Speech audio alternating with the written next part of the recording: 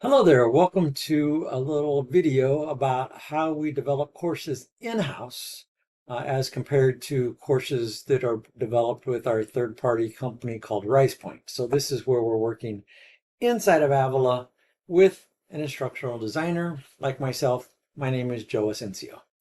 I will just kind of go through a few documents. Please know that we're constantly trying to improve and change. We're hearing things from you and incorporating them into our processes and our documents. So we continually try to make things better. So if you'd like to help us improve, we appreciate that very, very much. So let's just kind of start at the beginning. And the email that you've received may have looked something like this. Obviously, I'm making this video right here that you're watching. Just wanted to let you know that you can come up here and you can watch this little tour. It takes about 10 minutes to show you what our master course looks like. And I talk a little bit about how we develop here. But mostly what I wanted to do was just kind of point out a few things, kind of as you see down through here, especially right in this particular area, will be the dates and everything that are important for you to pay attention to. And of course, that'll be for whatever the dates are for your developing courses. And like I said, please know that things may change and improve as we go along. But the way we're doing it right now is we'll ask you to go ahead and start selecting your textbook, and we'll get you enrolled in the course. We call it a dev course. So we'll look at that here in just a couple of minutes, a development course. And then we'll follow the schedule and we'll have you put in module one. And then we'll have a meeting to talk about it, or I'll make a video like this if our schedules don't match up real well, depending upon your workload and how everything are going, your work schedule. Then we'll have another touch point later on where we've got modules 2 through 5 that are built in. Just a few weeks there, and then a couple of weeks later, we'll make sure we get the last couple of weeks in. And then we start talking about attaching the rubrics, the syllabus, making sure it's complete. Some folks will start with the syllabus first, so it's up to you however you want to develop the course. This is your course. I'm just here to help, or somebody like me is here to help to get you to kind of stay on our timeline here that we talked about, and also use our processes and procedures that hopefully will help. Okay, so without any more about that, I'll just slide that out of the way. This is what the master template looks like, and your course will look a lot like this. So let me go jump into a course and kind of let you see one that's in progress.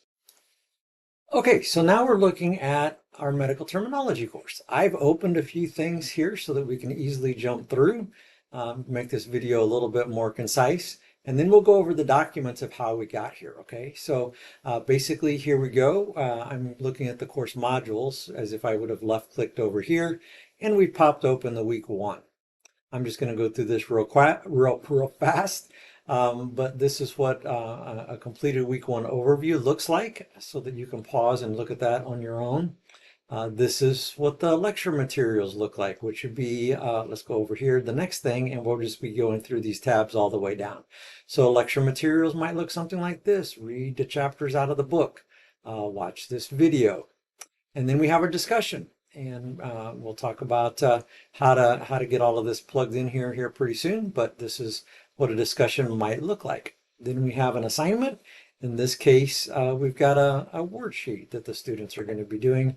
And then we have a summary that has a nice little graphic in here to kind of summarize what we've learned. So how did we get here? Okay, so the way we got here was we actually did some planning and working together, right? So this may look a little bit different by the time you see it. Let me move this picture out of the way here. But we've got things that you will be working on here on the left-hand side, and then things that I will be working on here on the right-hand side, and some things that we'll do together down the middle. Okay, so I thought this might be a nice little layout to show you. So this is just kind of in chronological order. So these things will be happening, and then you'll be doing some stuff, and then we'll have our kickoff call, and you can kind of see how we go through here. So I thought about putting some dates on here, but I think you can see this layout really nice, okay?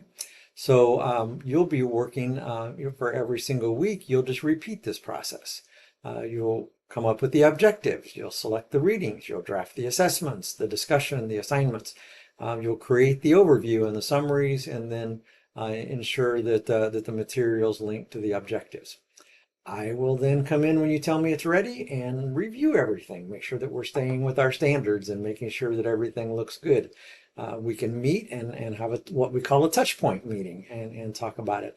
Then you'll come back here and do some more, week 2 through 5, and then we'll have another meeting. I'll do some more reviewing. So this part will be a little bit of a cycle right in through here. And towards the end or at the beginning, you'll create the syllabus. We'll attach the rubrics. We'll do a final review of everything, and magically the course is finished. So hopefully that makes a little bit of sense. The syllabus, since I talked about that, let's go ahead and look at that just for a quick second. We'll bring this right in the center of the screen here. So the template will be in the course. Let me just pull this over here, and the syllabus will be right here on the left-hand side, and the template will be right here. So you can click this button here to download it, and then you can work on it offline, and the most current version will be there for you. You'll basically fill in the blank. Please remember, when you're building a course, we do not put the instructor's information in because somebody else may teach that course down the road. We also don't put in the semester, but we do put in all of the other information. So semester, no, and instructor, no. If you do it, it's not a big deal, but we try not to. But you'll put in the course catalog description. You'll put in the instructor instructional materials. Program outcomes, course objectives that you'll be making will go right here. So we just hit enter a few times and add those in here. If you got a signature assessment, you'll see a video later that talks more about the syllabus to kind of show you how to fill all of this out. Some of it's standard components, and sometimes you fill in the blanks. Okay, so there'll be a different video about that later on. And then we have a lot of standard documentation here for us. Okay, so just a little bit of an idea of what the syllabus will look like. And notice here, we have not put in any dates, so we're in great shape.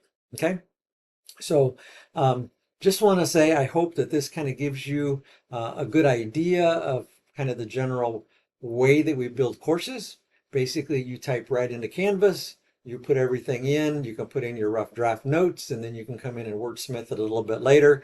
If you want to go work on all of the different discussions, let's just put that on the screen for a minute. We come back over here to the modules. You could fill in discussion 1, and then fill in discussion 2, and then fill in discussion 3 if that's what you want to do, okay? And work your way all the way down through the list. And then I recommend publishing the things when you feel like they're finished.